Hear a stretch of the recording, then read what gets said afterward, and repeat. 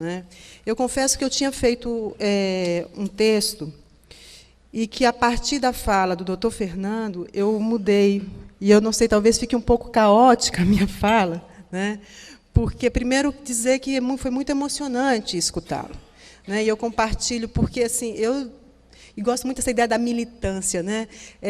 Eu sou uma acadêmica, sou uma pesquisadora, com todos os títulos de pós, mas o que mais me seduz é a possibilidade de aquilo que eu faço, meus artefatos intelectuais, sirvam para alguma coisa, né? Então, essa ideia da militância, eu milito, né? Pois então eu faço uma militância intelectual, eu sou a intelectual militante, não sei exatamente, né?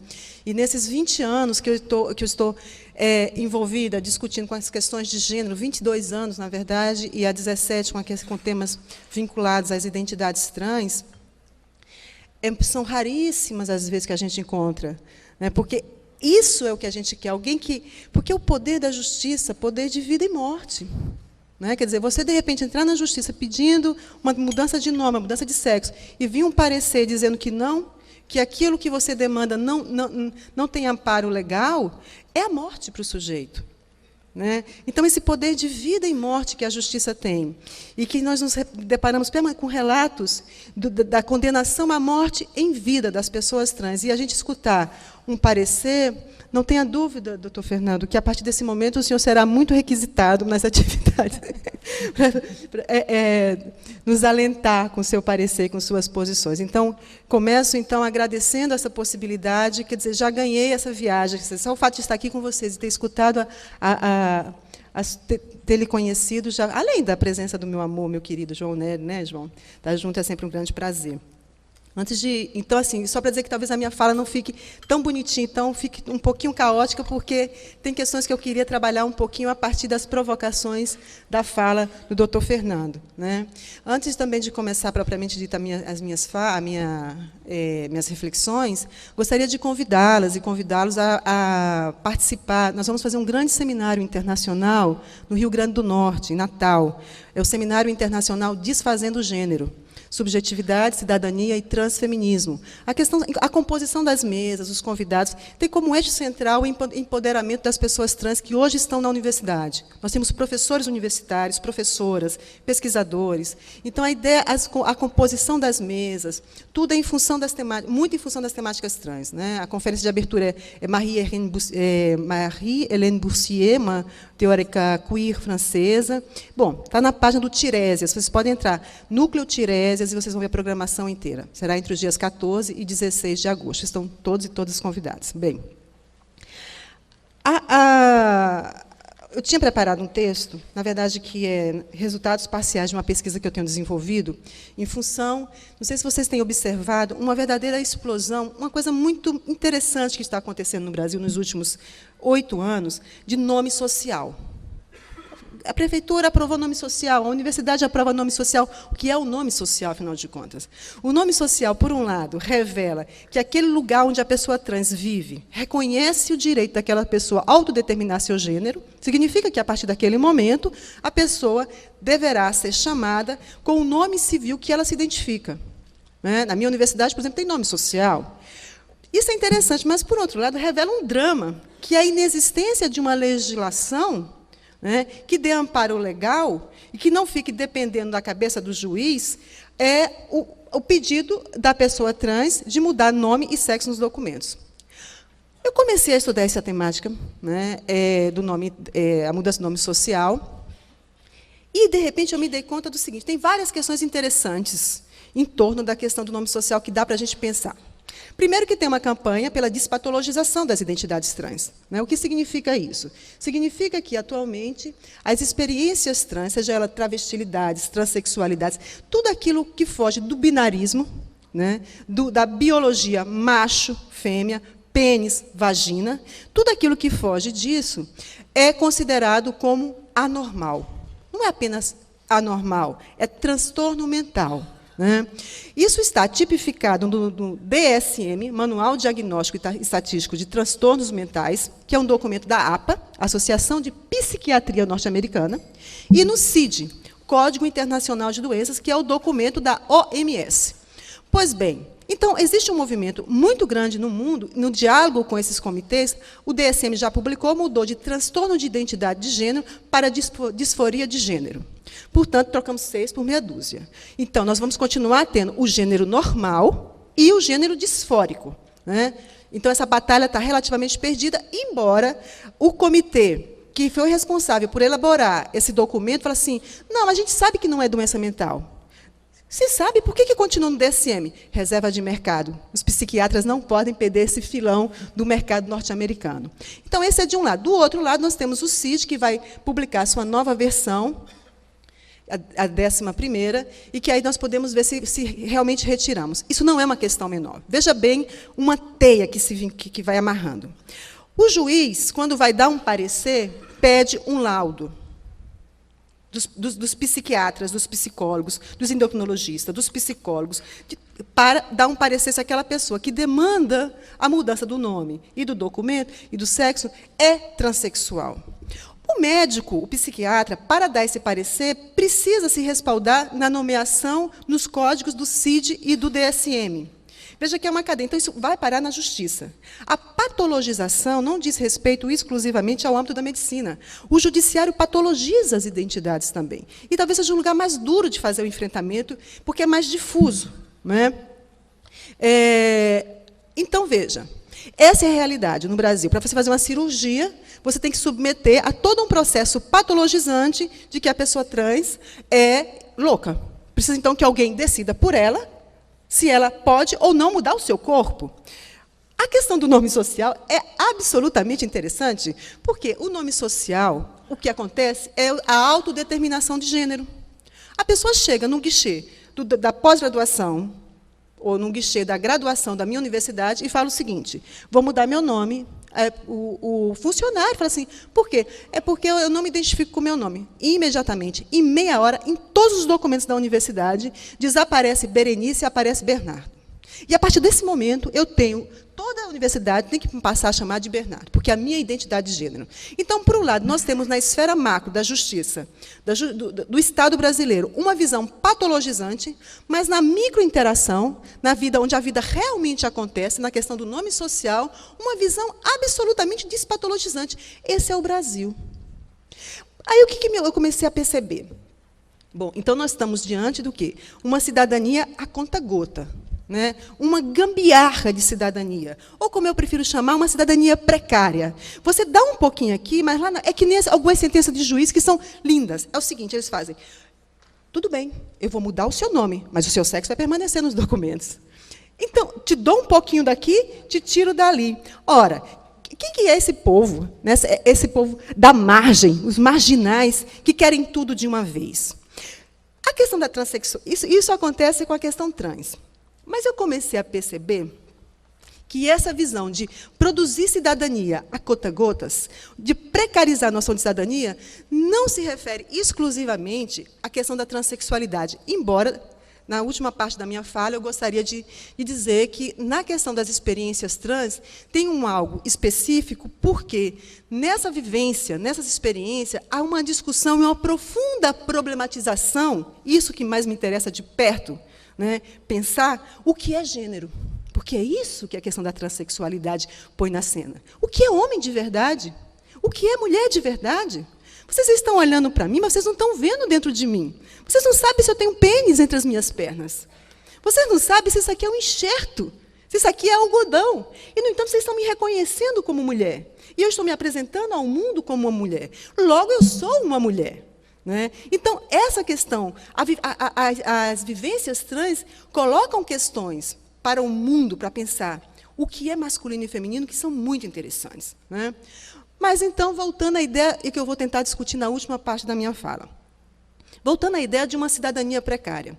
Se a gente pega a questão da transexualidade, isola, fala assim, então isso é típico da transexualidade, essa cidadania precária que vamos passar a chamar assim. Contraditoriamente, porque ou é cidadania ou não é cidadania. E quando eu coloco precária ao lado de cidadania, é para dizer que não existe cidadania. Né? Mas vamos trabalhar com o termo cidadania precária. Quando está ali, assim, não, isso é coitado dos transexuais, coitado das transexuais, coitado dos travestis, coitado das travestis. eu vou falar para vocês o seguinte, o que eu tenho observado é que tem uma cultura política no Brasil em se lidar com esse outro, o outro marginal, o outro excluído, que é sempre o seguinte, o excluído no Brasil, ele tem que ficar empurrando a porta, aí ele consegue uma frecha, aí ele coloca um pé, e aquele pé fica ali. Aí, daqui a pouco, até o corpo passar, leva um século. Se nós pegarmos a história da abolição da escravatura no Brasil, o voto feminino, os direitos LGBTs, os direitos trabalhistas, veja bem, em abril, depois de 70 anos da divulgação, promulgação da CLT, é que as empregadas domésticas passaram a ter direitos equiparados aos outros trabalhadores, sendo que esses trabalhadores já estão dizendo que esses direitos estão atrasados, que nós queremos outros direitos, que nós não queremos mais 44 horas, queremos 40, e todo mundo fala, não, que maravilha! Só que depois de 70 anos. Então, isso se repete. Então, o que eu estou falando para vocês? Que é bom, a questão da transexualidade, das exclusões, é bom para se pensar uma cultura política brasileira. Vocês vejam a questão vamos pegar um exemplo, que eu não vou... Se você pega a história do voto feminino, a questão da LGBT é interessante também, né,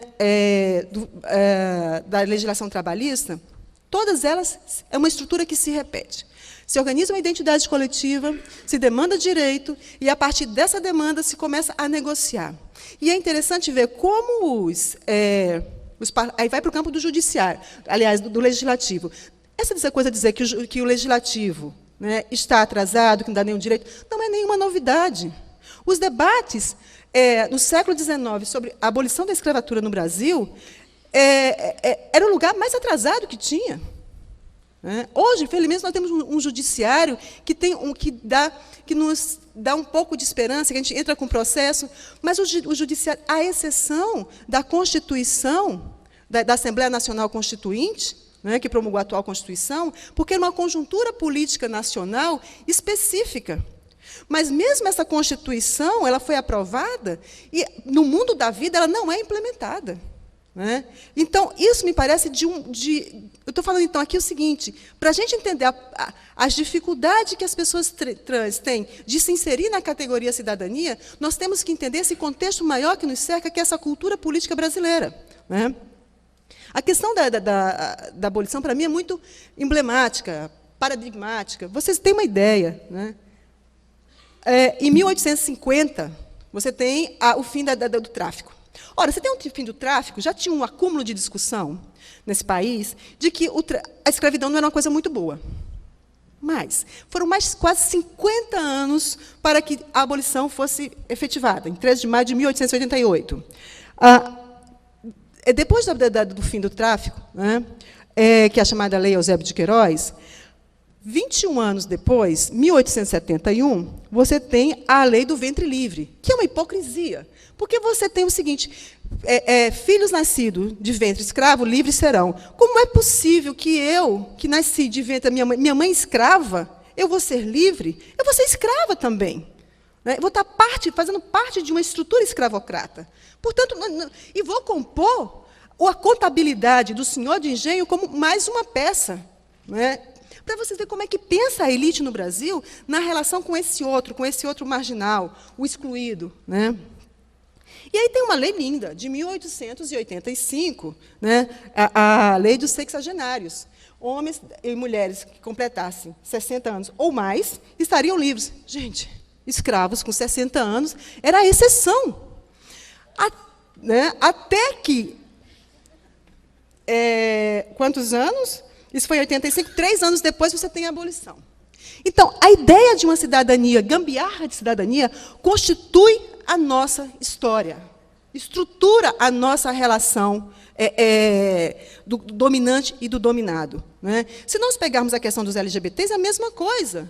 Primeiro, entra na justiça, aí ganha o direito a colocar o companheiro como companheiro do plano de saúde. Depois entra na justiça, aí vai se constituindo uma jurisprudência. Até que agora, o Conselho Nacional de Justiça reconhece a ideia do casamento civil. Então, isso se repete. Na questão da transexualidade, tem algo interessante, e me parece muito mais não é profundo no sentido, porque eu acho que tanto a questão da escravidão, quanto a questão da mulher, quanto a questão dos LGBTs, e agora vou me concentrar um pouco mais na questão da transexualidade, nos mostra uma disputa muito mais profunda, que é disso que eu queria falar agora. Nós não estamos, quando a gente fala de cidadania, né, eu quero entrar na categoria cidadania, quero direitos reconhecidos como cidadão, como cidadã, o que nós estamos demandando, na verdade, é o reconhecimento de humanidade. Por quê? O que fazia com que eu não te reconhecesse como igual? Um negro, você não tem alma. Para ser humano, tem que ter alma. Uma mulher, você não tem inteligência. Para ser humano, tem que ter inteligência suficiente para participar do espaço público, e você não tem inteligência suficiente. Você é LGBT, né? Não pode, porque a sexualidade é naturalmente heterossexual. Quem não é heterossexual está doente, está fora, é abjeto, é anormal, é pecaminoso. Então, veja, o que essas identidades coletivas trazem para a cena é algo que me parece muito mais profundo, que é uma disputa que está colocada em cena, né, que é o que é um ser humano. E aí seria a segunda parte da minha fala, onde eu faço a seguinte pergunta: quem tem direito aos direitos humanos? Que não é uma pergunta banal. A filosofia costuma discutir o humano, o homem com maiúsculo, razão absoluta. Desce para a vida. Coloca carne, coloca osso. Né? Enche teu esquema analítico de vida para você ver que, no mundo real, as travestis são assassinadas porque não são gente. E aquele cara que assassina a travesti, né, e não assassina uma única vez, assassina dezenas de vezes, com dezenas de facadas, ele assassina com a autorização que a sociedade lhe diz que aquele corpo não tem humanidade suficiente para compartilhar o mesmo espaço que o meu. Não é à toa que nós não temos processo, que os processos não chegam ao final, que os assassinatos e os assassinos das travestis, dos transexuais nesse país não vão para a cadeia. Não vão para a cadeia porque eles não mataram um ser humano. Você não vai para a cadeia se alguém vier assim, você, de repente, por acaso, matou um bicho. Nem bicho é. Não é ser humano. Então, me parece que a questão da transexualidade inaugura, reestabelece uma coisa muito interessante, que é um projeto, uma disputa de um projeto do que é o ser humano. A humanidade não está pronta, é um projeto a ser disputado. E nós estamos, ao fazer o que nós estamos fazendo aqui, nós estamos em um processo intenso de disputa, né, do que é o ser humano. Quem tem direito a estar no mesmo lugar que eu? Por quem que eu choro? O choro é aquilo que mais humaniza o outro no ato da morte. Quem chora pela travesti? Quem chora pela transexual? Né? E aí, nesse sentido, eu queria discutir para vocês o seguinte: tem uma razão. Esse cara que mata a travesti, ou essa mãe que expulsa um filho, né, ou um pai que diz, vou te matar se você não parar assim, não é que ele seja doente, não é que ele seja transtornado, não é que ele seja anormal, como nos querem fazer muitas vezes crer algumas vertentes da psicologia. Não. Ele é resultado de um projeto social, onde todos nós participamos como produtores e reprodutores. Eu queria, então, que vocês agora me acompanhassem numa cena, que eu chamo de cena fundante da humanidade. Provavelmente muitas de vocês já são pais e mães. Vocês sabem que a verdadeira obsessão que nós temos, quando nós descobrimos que estamos grávidos, é a seguinte questão: qual é o quê? E aquele negócio vai crescendo dentro de você e você fica na dúvida. E todo mundo dá um palpite. A barriga é para cá é menino, é para cá é menino, é para cá é menino. Mexeu assim. E aí tem várias e várias técnicas para se descobrir qual o sexo. Mas a gente não aguenta, a gente vai no médico. E vai uma, duas. Está com a perninha fechada, deve ser menina. Aí está escancarado. Olha, é menino. Né? E, de repente, tem a palavra mágica, que eu chamo a palavra que funda. Naquele momento, não é mais uma promessa, não é mais um devir. Aquele corpo tem uma materialidade concreta. Parabéns, mamãe, você vai ter uma menina. A mamãe fica numa felicidade maravilhosa, porque já tem nome, tem as listas, né? Já sabe onde comprar as roupinhas masculinas, femininas, o azul e tal. A mãe sai de lá, liga para o pai, vai comprar as roupas e começa. Aquela coisa que está dentro de você, que é uma promessa, já tem cores, já tem nomes, né? Nós já temos um tanto de suposições sobre o comportamento daquele ser que vem ao mundo. Quando a criança vem ao mundo, se é um menino, muito azul, né? Muitos brinquedos sem nenhuma gracinha. Se é uma menina, dá o brinco, dá o nome. Aquele corpo, ele é jogado em uma rede de significados, né? Que ele não escolhe absolutamente nada. Nada. Eu, como mãe, vejo a vagina e pressuponho um conjunto de... Eu antecipo um conjunto de comportamentos para aquele corpo, né? E cada sinal, cada sorrisinho que a criança dá... Oh, que coisa mais linda! É de menina, coisa de menina. Pega um dia um bebezinho, menino e uma menina, veste um de azul, esquecendo a vagina e o pênis, e troca. Você não consegue diferenciar coisa nenhuma. Mas essa criança nasce. É colocado, dá o batismo.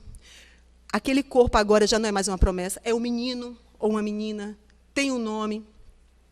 E aí ele entra nessa rede social, vai para a escola. A gente começa a dar os brinquedos. Brinquedos?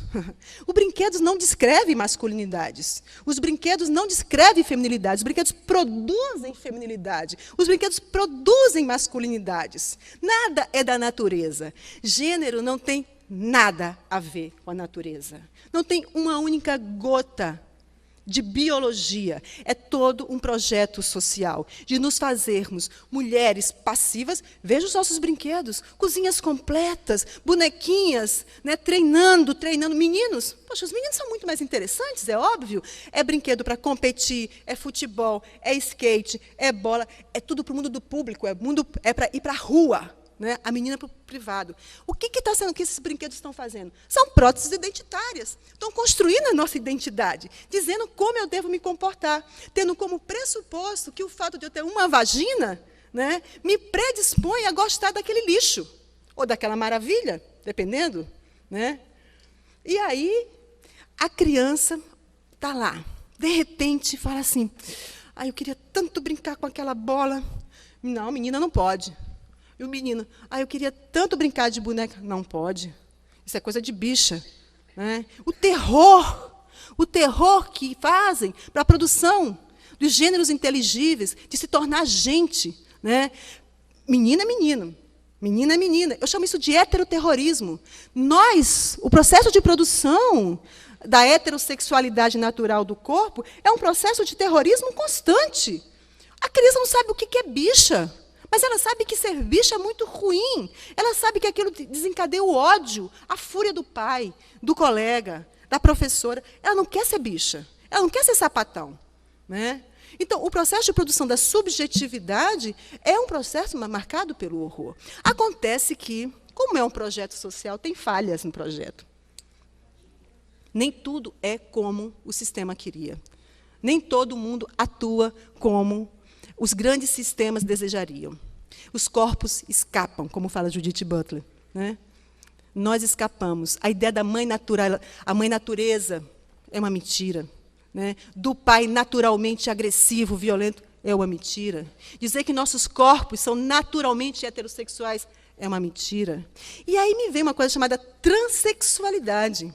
Bendita a transexualidade, que vem esfregar na cara que aquela primeira cirurgia que foi feita, porque eu encaro aquela cirurgia, a primeira cirurgia que nós somos submetidos, essa cirurgia que diz, você é menino, você é menina. É uma cirurgia linguística, é uma cirurgia simbólica, que funda o teu corpo no mundo. Aí o menino olha assim, vai crescendo, quando lá chega com seus 14 anos, fala o seguinte, espera aí, me falaram que o fato de eu ter um pênis era garantia suficiente para me dar unidade, para me dar paz existencial. Que ter um pênis me daria tudo. E que eu tenho uma vagina, eu sou mulher. Se eu sou mulher, logo eu sou heterossexual. Se eu sou heterossexual, eu vou ser mãe. Eu sou um menino, logo eu tenho um pênis. Não, aliás, é o contrário. Eu tenho um pênis, logo eu sou um menino. Se eu sou um menino, eu sou o agente penetrador. E você pai. Dois gêneros completamente diferentes, naturalmente diferentes, que têm como único ponto de unidade a heterossexualidade. É na heterossexualidade que nós todos nos encontramos. Só que a vida não é assim. Né? Os corpos escapam. E aí você tem as crianças falam assim, espera aí, então vamos entender. Se eu, para adentrar a categoria de humanidade, para ser reconhecido como gente, tenho algo aqui no meu corpo que impede que eu seja reconhecida como mulher de verdade e homem de verdade, vamos tirar o problema. Então, ele demanda uma cirurgia reparadora. E demonstra para a gente que as normas de gênero, né, que dizem que para ser homem de verdade tem que ter um pênis, e para ser uma mulher de verdade tem que ter uma vagina, e tem que ter peitos, né, lá que falaram para a gente, não é verdadeira. Mas, ao mesmo tempo, eu quero me incluir na categoria de humanidade, eu quero o reconhecimento social, e demando isso. Portanto, é uma cirurgia reparadora. É uma cirurgia, é o meu desejo de reconhecimento de humanidade que me leva a demandar essa cirurgia. Essa é a primeira questão. A segunda questão, que a questão da transexualidade coloca em cena de forma muito clara, é a seguinte: gênero e sexualidade são duas dimensões constitutivas do ser, né, que não necessariamente não se comunicam. O que eu estou falando? Nós pensamos, somos produzidos para pensar assim, que o fato, né, de eu gostar de boneca, eu sou mulher, de ser passiva, eu sou mulher. Logo, eu sou heterossexual. A gente amarra a ideia do gênero, ser homem e ser mulher, as masculinidades e a feminilidade, à sexualidade. Ora, veja para vocês entenderem o que eu estou falando. Não tem nenhum problema de um homem ser um homem masculino e ser gay. Ok? Uma menina, uma mulher feminina e ser lésbica. Quando eu estou falando isso, estou falando o seguinte: ele tem uma masculinidade, ele tem um gênero e tem uma sexualidade. Ele é gay. Essas duas dimensões, elas não estão juntas. É a mesma coisa. A demanda das pessoas trans, porque, veja, nem toda pessoa trans quer fazer a cirurgia. Mas, até hoje, e quando eu falo trans, eu me incluo travesti, transexuais, crossdress, transgênero, drag king, drag queen. Né? Tudo isso a gente faz, são expressões de gênero. Veja como o gênero é plural. Nós mesmos, nas nossas experiências, eu sou um homem, na minha subjetividade, porque dizem que o homem é competitivo, o homem é ativo. Gente, no mundo do trabalho, quem não for competitivo, não no sentido de sair passando por cima do outro, não é disso que eu estou falando. Mas eu sou uma professora universitária, eu tenho que concorrer aos editais, eu tenho que ter prazo. Quer dizer, se eu não tiver a vontade de competir e disputar, eu estou fora. Nós estamos fora do mercado. Então, eu sou homem por isso?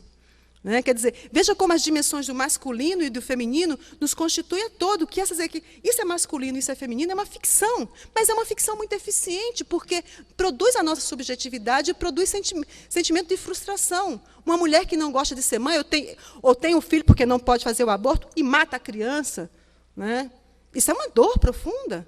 Pois bem, o que, então, a transexualidade anuncia para a gente, de forma muito clara, primeiro, é que gênero e sexualidade são duas dimensões diferentes. A demanda da pessoa trans, posso estar errada, mas até hoje o que eu vi, não é eu quero fazer uma cirurgia para ter relações heterossexuais. Não.